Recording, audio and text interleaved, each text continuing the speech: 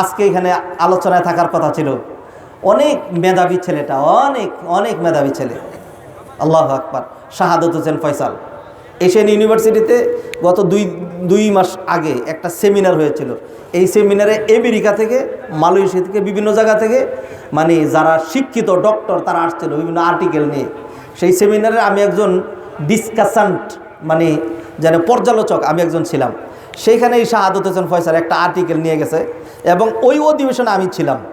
সে যখন এটা পড়ে তখন আমি মনে মনে ভাবলাম, আহা, শাহাদত আমার জুনিয়র, আমি মদিনায় পড়ছি, শাহাদত মদিনায় পড়ে নাই, কিন্তু শাহাদত যে আর্টিকেল লিখে নিয়ে আসছে আমি আমার মৃত্যু পর্যন্ত ট্রাই করলেও এরকম আর্টিকেল আমি লিখতে পারবো না।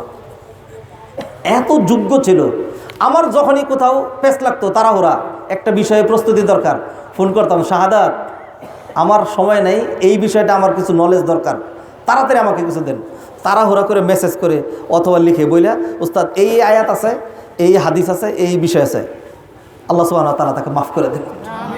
মনে অনেক কষ্ট পেয়েছি যখন আমাকে ফোন করে বলা হলো শাহাদত নাই। আমার মোবাইলে এখনও লেখা আমি শাহাদতের সাথে এই মাহফিলে আসবো।